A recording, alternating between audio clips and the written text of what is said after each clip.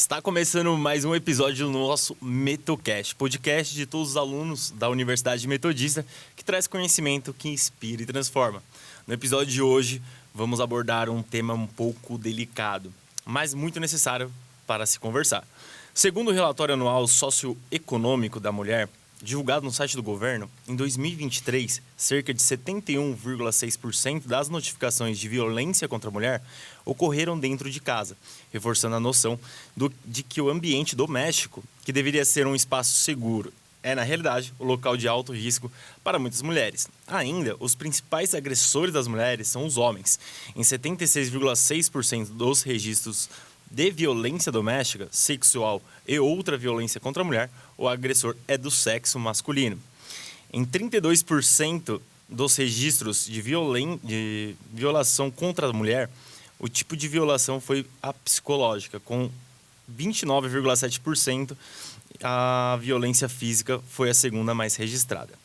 Segundo os dados do Ministério de Justiça e Segurança Pública, entre os anos de 2015 e 2014, foram registrados 11.650 ocorrências de feminicídio e 29.659 ocorrências de homicídio doloso e lesão corporal seguida de morte de mulher no Brasil. Esses números somam 41.309 casos de mortes violentas de mulheres no período. Em 2023, foram 1.438 casos de feminicídio e 2.707 casos de homicídio doloso e lesão corporal, seguidas de morte de mulher. Em 2024, foram 1.450 feminicídios e 2.485 homicídios dolosos e lesão corporal, seguida de morte, o que significa uma diminuição de 5,7% nos casos de violência letal contra as mulheres. E para trazer esse tema, para a gente poder conversar sobre isso, nós temos um convidado muito especial, nosso professor, mestre Jorge, foi aí eleito o professor do ano pela OAB 2025. Tem 31 anos de carreira na Polícia Civil de São Paulo, 25 anos como delegado, mestrado em Direito Político e Econômico e pós-graduado em Filosofia, Saúde Mental e Direito Penal Econômico Europeu. Eu errei alguma coisa, professor? Tudo certinho. Tudo certinho? Só um erro. É. Quem me elegeu professor não foi o professor do ano, junto com o professor Apati e o professor Vilmar, foram vocês, alunos, não foi a OAB, não. Então. E acertamos. E também aqui do nosso lado a gente está com a Beatriz, também graduando aí em Direito, assim como eu. A gente elegeu, né? Nossos professores, infelizmente, a gente não consegue colocar todos aqui, mas hoje a gente está com um deles, né? Vamos dizer assim. Jorge, vamos lá, vamos começar. É um tema bem polêmico. Você quer, na abertura, falar alguma coisa que você vivenciou já? Que você quer trazer pauta por enquanto? Quero começar falando que toda violência contra a mulher, independentemente de qualquer aspecto que você tome para analisar ou para falar sobre o tema, sempre nós temos que partir do pressuposto de que ele acontece efetivamente na vida de alguém que passa por esse drama, que passa por esse problema. Então, o primeiro ponto que a gente não pode nunca deixar de nos esquecer é que você sempre vai ter uma pessoa que sofre um sofrimento considerável num drama pessoal, numa situação específica, e não podemos desprezar primeiramente isso. Então, quer dizer, o direito vai ter seu modo de análise, a psicologia, a medicina, a sociologia, etc, etc. Tudo isso é importante. Mas, em primeiro lugar, é que nós temos uma pessoa passando por um sofrimento, passando por uma situação que é muito real e é muito específica na vida dela.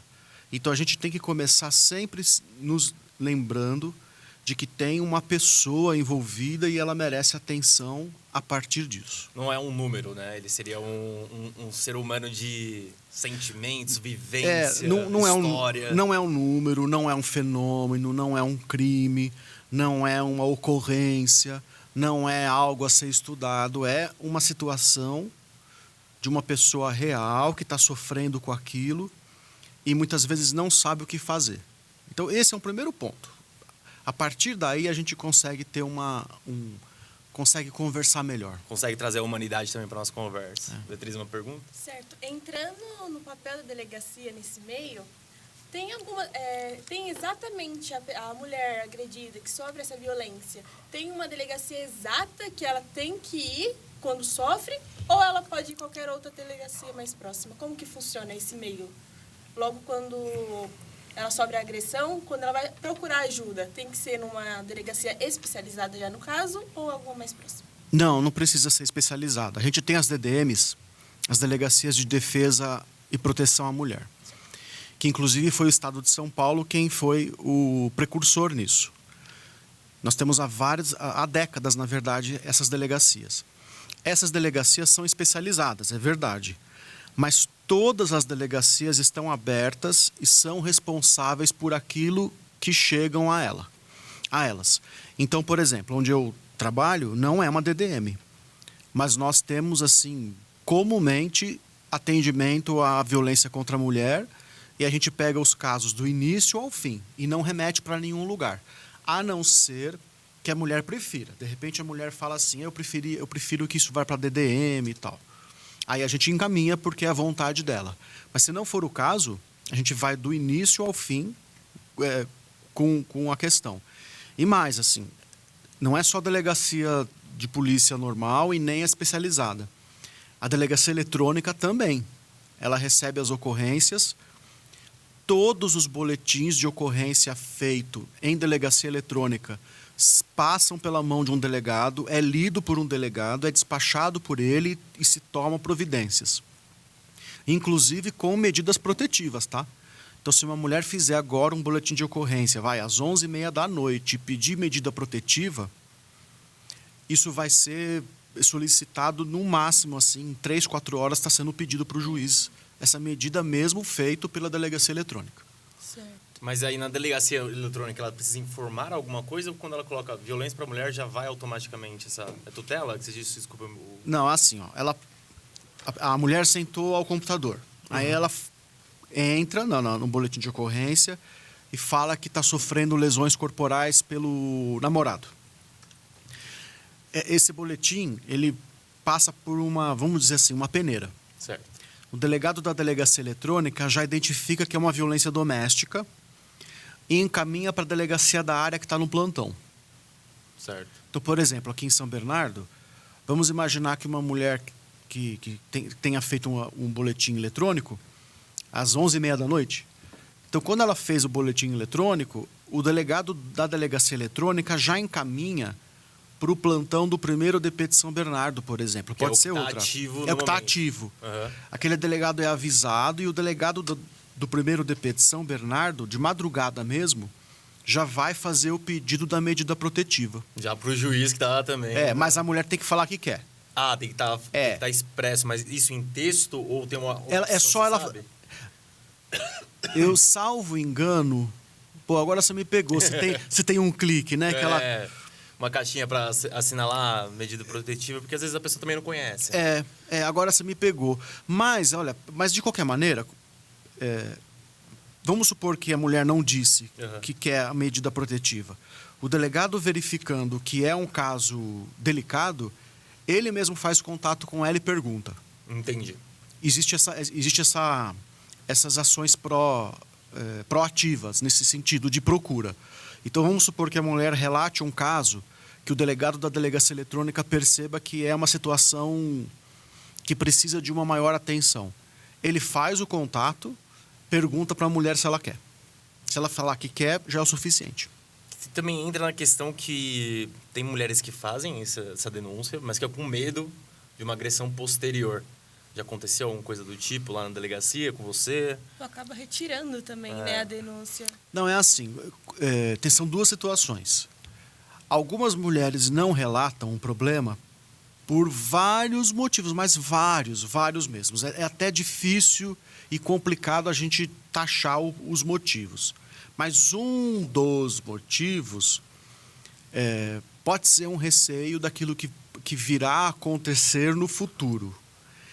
Embora isso tenha diminuído, as mulheres têm percebido que com a medida protetiva, o aparato do Estado tem funcionado com certa eficácia. Eu falo certa eficácia pelo seguinte, a gente tem que entender uma coisa. Gente, É assim, quando você está numa ocorrência, num fato, em que o agressor ele está fora do padrão, do normal, digamos assim, ele beira a psicopatia, por exemplo, então não vai ser medida protetiva que vai ajudar. Entendi. Entendeu? Teria que ser uma força mais... Então, nem a Estado... força mais. Por que eu quero dizer isso, né? A gente tem a ideia de que a medida protetiva ela vai servir para tudo. Ela serve para muita coisa, muita mesmo. E a gente vê resultados efetivos. E tanto que quando há alguma violação da medida, o delegado pede a prisão do indivíduo e é muito comum que o juiz conceda a prisão. E a gente faz a prisão do indivíduo. Então, a medida protetiva é interessante. Só que tem alguns casos específicos, não são todos, longe de ser todos e longe de ser a regra. Na verdade, são exceções. Mas essas exceções marcam muito e vão para a mídia. Essas exceções são aqueles casos em que o indivíduo, não adianta o que ele tem na frente dele, ele vai cumprir com o desejo dele, que é, por exemplo, matar aquela mulher, entendeu? Tem agressor que simplesmente colocou na cabeça assim: essa mulher não vai ser minha e não vai ser mais de ninguém, ponto final. Não tem nada que vai impedir aquilo, a não ser colocar ele na cadeia. Se você colocar na cadeia, ok. Ele não vai matar aquela mulher porque ele está na cadeia. Mas na primeira oportunidade, ele vai buscar fazer esse intento, entendeu? Entendi. Então, tem casos que, infelizmente, que são assim. E esses casos, assim, a lei, a própria Constituição coloca limites de como que a gente pode lidar com isso, entende? Então, por exemplo, eu vou dar um caso muito concreto. Imagina um agressor que tem esse perfil, que tem um perfil que beira ou é efetivamente uma psicopatia. Quer dizer, nada para ele, essa pessoa, nada para. Medida protetiva, nada, polícia militar, nada vai parar. Nada vai parar. Então, imagina esse indivíduo que faça uma primeira ameaça. Essa primeira ameaça é o suficiente para instauração de inquérito, de solicitação de medida protetiva, o juiz vai conceder a medida protetiva, está tudo ok, está tudo maravilha. Só que na próxima vez que ele agir, ele não vai ameaçar. Ele vai efetivamente efetuar uma agressão, violando a medida protetiva. Mas eu pergunto para vocês, se o indivíduo tem a intenção realmente, deliberadamente, ele quer matar aquela mulher e ele colocou aquilo na mente dele, ele colocou no coração dele, o que significa para ele violar uma medida protetiva? Não significa nada. Entende o que eu quero dizer? Sim. Então, aí você pode me dizer assim, não, mas o Estado teria que colocar, então, uma proteção para essa mulher. Mas como é que você poderia colocar uma proteção para essa mulher? Primeiro que você precisaria ter um perfil desse indivíduo. Porque você não pode querer... Exatamente, que toda mulher ameaçada tenha a proteção de um guarda, de uma polícia na casa dela. Não vai inflar o Estado também, o Não, Estado gente, aguenta, né? para, isso no mundo todo não tem essa possibilidade. Como é que você vai fazer isso? Se eu tiver numa semana 3 mulheres que sejam com uma ameaça, e eu tenho que colocar uma viatura para ela, acabou o meu efetivo da delegacia. O que eu faço agora com as outras ocorrências? Sim. Então, não funciona dessa maneira. Então, eu quero dizer, a medida protetiva não foi feita para isso. A medida protetiva foi feita para que o indivíduo seja cientificado e notificado de proibições. E que, se houver a sua violação, isso vai acarretar consequências graves para ele. É basicamente uma pessoa sã, quando vê isso... Exatamente. Você aqui matou. Tá o meu freio, né? Quer dizer, a medida protetiva pressupõe que aquele indivíduo que está cientificado dela é um indivíduo são que compreende aquilo, que é consciente e de que, portanto, vai se conduzir, vai se comportar de acordo com esses limites e a consciência daquilo que está acontecendo ao seu redor. Quando você lida com um indivíduo desse perfil que eu estou dizendo, que ele simplesmente colocou na mente que ele vai matar a mulher e ponto final, ele foge do padrão. Então, é muito difícil você ter algo que para essa pessoa. Então, você vai precisar ter alguma coisa mais grave, infelizmente que assim... seria a prisão, né? Que seria a prisão dele, para que daí sim ele não faça aquilo. Só que não é sempre que a gente consegue fazer essa prisão logo, porque o sistema penal ele tem seus limites, tem suas regras, entende? E a gente também não tem condições de saber que aquele caso está lidando com uma pessoa dessa, Certo. entende? Sem contar que, assim, toda pessoa que passa por um problema, ela imagina que o seu caso é esse. Então, por exemplo, tem uma mulher agora que está sendo ameaçada. Ela vai falar assim, ó, tá vendo? Eu falo que eu tenho um perigo, é esse caso. Sim. Não significa isso. Né? Quer dizer, quais vão ser os casos que nós vamos estar diante de um indivíduo desse perfil? Mas são situações excepcionais. Realmente são excepcionais, não é o padrão, não é a regra. Mas na sua visão, assim, você acha que a medida protetiva é uma forma muito eficaz agora? Está se tornando mais eficaz? Ou, né? no caso, seria mais eficaz no momento, né? No Do que nós estamos vivendo. Sim. Na sua opinião, assim, seria melhor prender todo mundo? Ou as medidas protetivas estão resolvendo aos poucos os As casos? medidas protetivas estão resolvendo aos poucos. Peraí que eu me enrolei. Ao pouco, os casos. Tá. Está resolvendo. Ah, não, porque eu tenho uma pessoa que tem uma medida protetiva que não adiantou nada. Sim, você conhece isso. Mas nós conhecemos várias outras situações em São que ela está diferentes. surtindo efeitos. Certo. Em que o agressor, ciente da medida protetiva, realmente se afasta, realmente para de se comunicar, realmente não faz aquilo que ele estava fazendo. E se houver algum tipo de conduta nesse sentido, ele está sendo preso e está resolvendo sim. Os casos que você diz não adiantou nada da medida protetiva, ou são exceções, ou são aquelas situações que a própria vítima, a própria mulher, abriu o espaço de novo, abriu a casa, permitiu que ele se aproxime, o que é muito comum, Sim. permitiu, aí o cara passou a conviver de novo com ela durante 3, 4 meses, no 5º mês agrediu de novo. Certo. Aí ela fala, a medida protetiva não adianta. Não, filha, não é que não adianta, é que você abriu sua casa de novo, você está vivendo com o cara É que também tem novamente. as condições dessa pessoa, né? Tem filho que vai ter que criar junto, né? Não é Às só... vezes ele entra ali falando que vai mudar pra própria pessoa tirar aquela denúncia dele. Aí quando ele já vai entrando novamente, já vai vendo que já tá no ambiente que ele estava antes, tranquilo, sem denúncia, ele vai voltar a fazer as mesmas coisas. A questão é, não foi a medida protetiva que falhou. Foi a própria pessoa que permitiu Sim. a reaproximação. E é possível traçar o perfil desses casos na delegacia? Quais são os tipos de violências mais retratados dentro da delegacia que o senhor já viu? Psicológicos, físicos, né? Isso. Qual que é os tipos que você vê que tem mais, assim, referente à violência? Que tem mais violência, Da Com mulher? mulher. Isso. violência física, violência psicológica e violência moral. Física, psicológica e E moral. moral. Nessa ordem. Nessa ordem. Física, Psicológica. psicológico ou moral, eu fico em dúvida. Sempre, qual vem primeiro? Certo. A física em primeiro lugar, a segundo lugar a violência psicológica ou moral, a terceira a psicológica ou moral, a quarta a violência sexual, a quinta a violência patrimonial. Certo. Em quinto lugar a patrimonial. Mas nessa ordem, assim.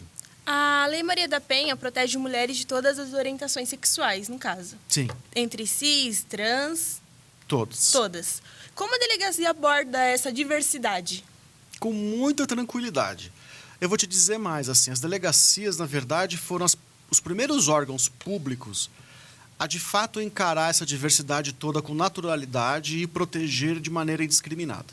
Certo. Enquanto você tinha no direito, na justiça, em vários órgãos públicos, essa discussão de como é que eles iriam fazer para quando estivesse diante de uma mulher trans e etc., as delegacias já estavam tranquilas no sentido de, assim que tivesse uma situação de violência doméstica, familiar ou doméstica, envolvendo alguém que na relação estivesse fazendo o papel de mulher naquilo que a Maria da Penha coloca como sendo tal, pronto, já é o suficiente para ter todas as incidências e benefícios da Maria da Penha. Por que isso, né?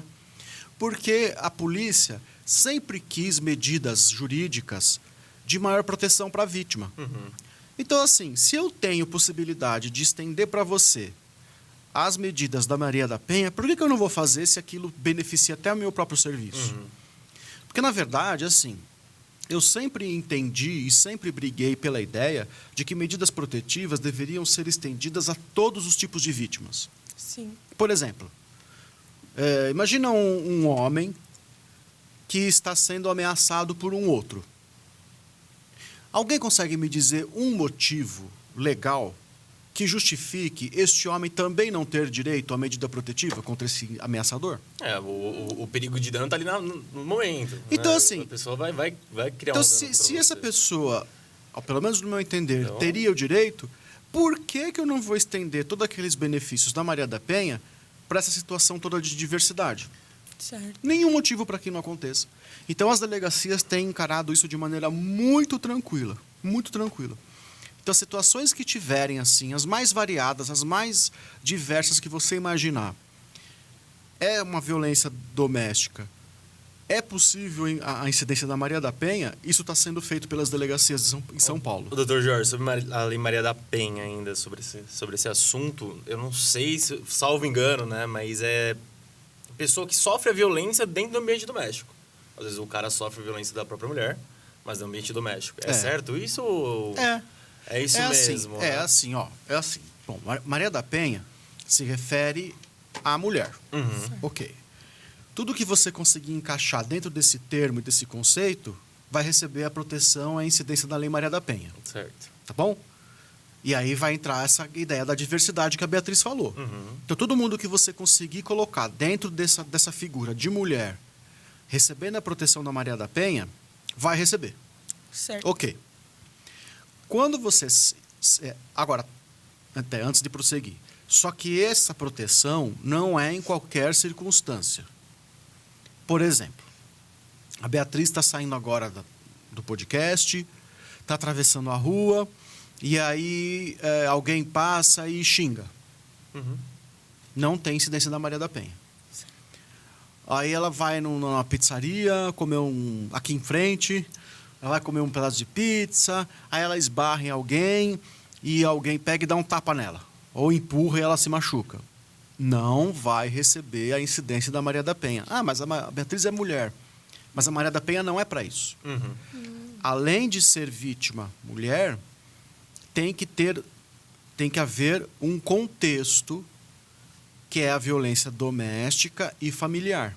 Isso implica situações em que você convive com o agressor. Convivência. Não significa que tenha que haver algo entre vocês. Por exemplo... Vizinhos num mesmo quintal. Daquele mesmo quintal. Isso mesmo que eu ia falar. Entra numa convivência. Sim. Mas não, aí tem que analisar caso, tá? Mas é possível hipoteticamente ter a incidência da Lei Maria da Penha. Você veio estudar aqui em São Bernardo, um outro amigo seu também veio, vocês dividem um apartamento. Recebe a Lei Maria da Penha. Vocês não têm nada, vocês não são namorados, vocês não têm nenhum tipo de relação de afeto, mas convivem, dividem o mesmo espaço. Pronto, Maria da Penha. Membros da mesma família, Maria da Penha. Relacionamentos que acabaram, por exemplo, ex-noivos, ex-namorados, ex-casais, recebe a Maria da Penha. Pai e filho, pode receber Maria da Penha. Irmãos, a depender da situação, pode. A depender, não. Por que eu estou fazendo essa observação final, né?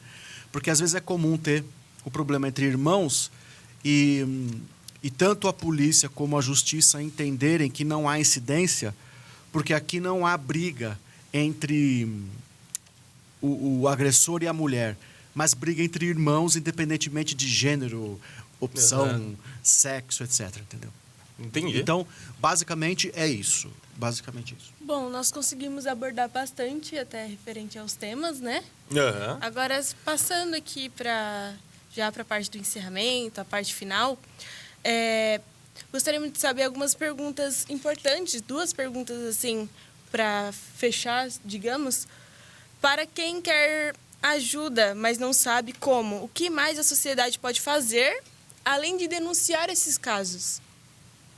Olha, na verdade é denunciar os casos. Sim. Não tem muito o que fazer além disso. Mas uma segunda coisa que pode ser feita, que hoje em dia não está muito mais em voga, é você efetivamente partir para a defesa da pessoa. Quer dizer, as pessoas estão muito recatadas, elas estão muito acuadas, né? Muito covardes, na verdade. Muitas vezes a pessoa vê uma mulher sendo intimidada ou quase que agredida ou agredida e não faz nada? Não, você tem que intervir naquela situação. Aquilo que ele até comentou no começo, briga de marido e mulher, ninguém mete a colher, né? Então, tipo... Você acha que esse ditado tem que meter a colher? Tem que meter a colher, porque, sim. Por quê, né? Porque você precisa... quando você age assim, na proteção de alguém, você age em legítima defesa de terceiros. Certo. E você não pode permitir que a agressão efetivamente ocorra. Porque, a depender do caso, da gravidade da agressão, ela pode não ter uma lesão que não tem mais volta. Então, não tem sentido em você ficar chamando o 90 e esperando a viatura quando a situação ela está praticamente quase já acontecendo na sua frente e você pode evitar aquilo, você pode fazer alguma coisa. Claro que situações que podem implicar em perigo para você, em risco, aí é realmente uma opção sua em não intervir naquilo, né? Você não é obrigado a expor a sua vida numa situação como essa. Mas uma boa parte das pessoas não expõe, não é por isso, é porque realmente estão tão passivas e estão tão anestesiadas quanto a tudo, tão acostumadas, que simplesmente acham que está tudo bem de você ver uma pessoa que está prestes ou está sendo agredida e deixar. Então, além da denúncia, é efetivamente começar a parar de ter vergonha na cara e agir como pessoas que têm um mínimo de... Até mesmo aconteceu comigo, uma vizinha próxima da minha casa sofria diversas agressões do marido dela, a gente ouvia, ele quebrava tudo dentro de casa e as pessoas acabavam aqui não fazendo nada, colocava muitas das vezes a culpa nela. Nossa, ela apanha, ela gosta de apanhar, não denuncia, não faz nada. Em vez da pessoa intervir para não acontecer algo pior, ligando para a polícia, né, buscando outros meios de ajudas, que está bem complicado as pessoas hoje em dia fazer isso. Sem contar que hoje em dia o ordenamento jurídico ele obriga as pessoas a tomarem providências no sentido de informar a autoridade quando souberem de violência contra a mulher. Tira uma dúvida para mim, Jorge. Então, omissão, nesses casos... Pode dar problema, sim. Pode levar à prisão da pessoa que foi omissa. Pode levar à responsabilização. Eu dava aula de trânsito, né? Então, quando a gente falava que tinha um acidente, a pessoa foi omissa. Mas, na verdade, a gente está falando do motorista, né? Que omitiu o socorro. Nesse caso, não estamos falando da pessoa que cometeu a violência, né? Pediu socorro. Estamos falando de terceiro. Esse terceiro pode, então, ser preso por omissão de socorro. Dependendo da situação. Depende da situação. Tem algumas figuras que é certa. Então, por exemplo, em condomínios, em prédios, síndico e responsáveis são obrigados, por exemplo. Por lei. Porque o síndico, querendo ou não, é uma profissão. Eu não sei se a profissão é a palavra mais certa, mas acaba sendo um encargo que faz com que a lei lhe imponha alguns deveres. Um dos deveres é esse. Se tiver suspeita do acontecimento de violência doméstica, é obrigado a informar. Qualquer suspeita que seja. Porque assim, as pessoas às vezes têm receio de falar, porque e se não for, né? Mas a lei lida muito com as questões da suspeita, porque se a lei dissesse que você só deve agir se tiver certeza daquilo que está acontecendo, então muita coisa pode passar batido. Então a suspeita fundamentada, eu quero dizer, não simplesmente você acha porque está acontecendo algo porque aquela mulher anda meio triste. Para com isso. Tem que ter alguma coisa que efetivamente te leve a acreditar que está acontecendo grito, algo. Um barulho no meio da madrugada. E ainda assim depende do grito, né? Depende, né? Aí sim, ele é obrigado sim a agir. O socorro, né? Sim, ele é obrigado a agir. Dessa forma, evita tragédias, né? É claro, é claro. Mas o importante é evitar tragédia. E chegou a 20 anos da Lei Maria da Penha. Você acha que a Lei Maria da Penha trouxe benefícios aqui? Você tem 31 anos de delegacia, né? Quanto tempo de investigador? 7 anos? Não, mais. Você iniciou como investigador, deu né? 6 anos. E quanto de delegado? 25. Então você já era delegado e não tinha Maria da Penha ainda. Não né? tinha. Quando você estava durante sua carreira, ela entrou em vigor. Você acha que essa lei ajudou as mulheres? Acho. Efetivamente? Acho. Qual que é o principal, assim, a diferença da lei penal com a Lei Maria da Penha? O que trouxe, assim, o diferencial? Porque a gente sabe que é violência doméstica, né? Para configurar. Ela é mais rápida, mais séria, como é que é? Ela trouxe a maior gravidade das penas.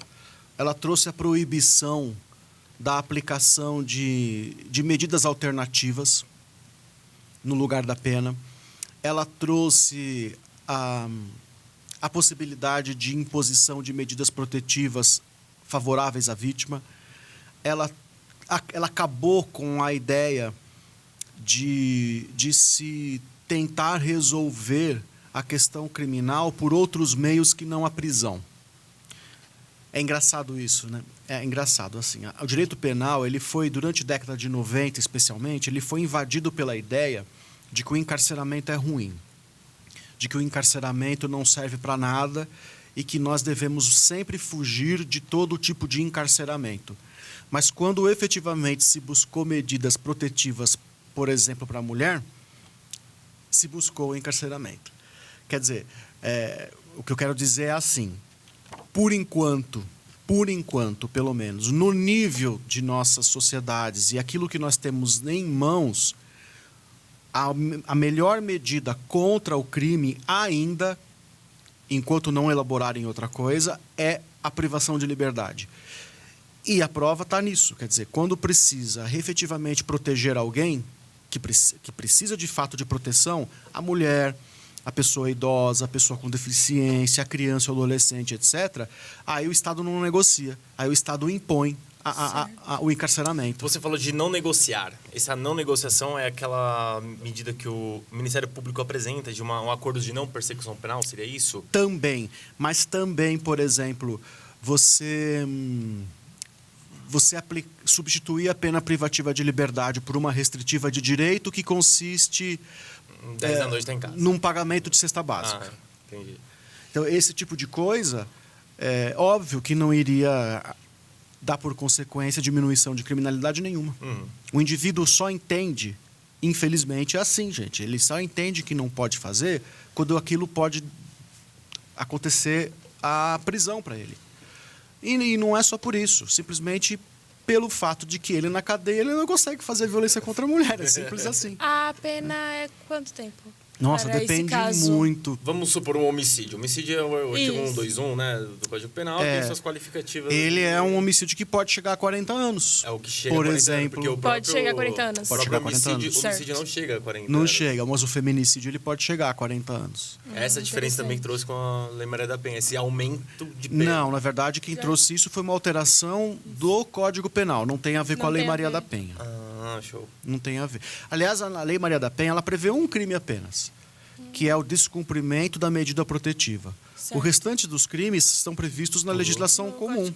Só que o que acontece? É o que eu estou falando. A Lei Maria da Penha falou assim, os crimes estão no Código Penal, estão em outras leis. Mas com esses crimes aqui não vai ter palhaçada. É isso que ele fez. Entendi. Aquilo que deveria ser para tudo, fez para Maria da Penha. A Maria da Penha veio colocando mais rigor, né, Exatamente. nos artigos que já existiam. Exatamente. Entendi. Quando falaram para mim assim, você concorda com o aumento da pena do feminicídio para 40 anos? Sim. É que eu falei, eu concordo, porque para mim deveria ser todo qualificado até 40 anos, não só o feminicídio. Então eu discordo porque foi só para o feminicídio. Eu concordo porque pelo menos um crime grave nós temos o 40 anos. Entendi. E você já chegou a aprender um cara aí, chegou a 40 anos, ou você para de acompanhar depois que você apresenta Não, eu não vi, denúncia? ainda não, da minha parte eu não vi ainda a condenação de 40 anos. Mas eu sei que outros colegas tiveram casos que chegou a mais até. Chegou muito mais. Mas é um caso muito mais grave, né? São casos graves. É porque assim, é 40 anos, mas você soma com outras penas e outros crimes, você pode ultrapassar esse tempo. Né? Acúmulo, né? É. Certo. Qual a mensagem que o senhor deixaria para mulheres que ainda têm medo de denunciar e não sabem por onde começar ou até mesmo por onde buscar ajuda? Uma mensagem que você deixaria para essas mulheres, no caso? Então, eu diria para essas mulheres que elas têm várias outras pessoas passando por situações similares. Eu não vou dizer que é igual, né? Sim. Mas por situações similares que procuram por ajuda. E que esse aparato de ajuda, ele não está só resumido na polícia, mas existem outros órgãos que atuam em conjunto. Então, quando a mulher procurar a ajuda da polícia, além da polícia, ela vai ter a ajuda de outros órgãos que atuam em conjunto com ela, que vai dar uma sustentação naquilo que ela precisa. Então, é preciso este passo de confiança, porque nós temos várias ações e atuações com resultados muito efetivos e importantes e ajudando muito mulheres que passam por violências. E algo muito importante é as mulheres também observar o dia a dia também, né? Uma simples fala mais alta ali, um tom mais alterado, vamos supor, o empurrão começar da forma mais leve, um aperto. Ali já é um sinal de atenção para as mulheres também, não deixar aquilo se elevar para algo mais grave também, né? Que o que pode parecer simples vai criando uma bola de neve. Então, sempre ter um sinal de alerta. Infelizmente, toda mulher tem que estar com o sinal de alerta todos os dias, todo momento, para também ter essa coragem de enfrentar e buscar ajuda e não ter vergonha, porque tem gente que costuma dizer que tá apanhando, mas é porque gosta, arrumou quem não presta. Nossa, já vi falar isso também. Entendeu? Eu vim da minha família, se não todas, assim, mas grandes partes das mulheres da minha família, minha irmã sofreu agressão com o ex-marido dela, minha mãe sofreu agressão, minha irmã nasceu prematura porque ela foi jogada da escada quando a minha irmã estava com cerca de 7 meses. E aí minha mãe sempre sofreu muitas agressões, só que ela tinha aquele medo, entendeu? Ela tinha medo de pedir ajuda, porém também o medo do julgamento. Então, isso entra muito em conflito, entra muito nessa situação, o medo do julgamento. O que as outras pessoas vão pensar? Se eu estou aqui, é porque eu me coloquei nessa posição. Se eu estou aqui, eu que escolhi. Então, acaba o sentimento de culpa vindo da própria pessoa também. Então, que as mulheres não venham só ficar com esse sentimento de culpa e apanhar calada, mas que venha também expor aquilo e também ajudar outras pessoas a partir dali. Porque enquanto as mulheres continuar caladas, continuar ouvindo que elas estão erradas, a faixa de feminicídio, infelizmente, vão continuar aumentando, né? E assim, os órgãos policiais, eles estão cada vez mais, já estão bastante, viu? Estão cada vez mais profissionais nesse sentido de receber a ocorrência de maneira profissional, realmente. O que aconteceu foi isso, ele pede detalhamentos para poder aplicar a lei, sem julgamentos, faz a sua parte e a pessoa recebe tudo aquilo que deve por lei, entende? Sim. Então, eu tenho esse tempo todo, eu já passei por várias fases, assim. Lá no início, eu via esse tipo de coisa, de julgamento, de risadinha e tal. Uhum. E já faz algum tempo que eu não vejo mais isso, sabe? Sim. O atendimento, a polícia se profissionalizou muito nesse sentido, muito mesmo. Então, eu realmente diria que essa preocupação não é necessária. Assim, realmente a polícia, a justiça, o Ministério Público estão tendo atuações bastante profissionais e voltadas para a aplicação pura e simples da lei.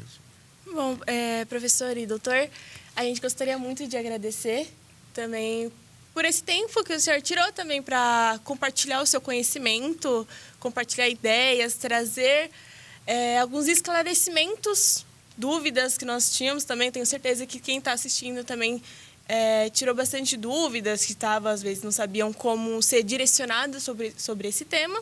Então, agradecer por você ter vindo aqui conosco hoje, agradecer a todo mundo que está assistindo.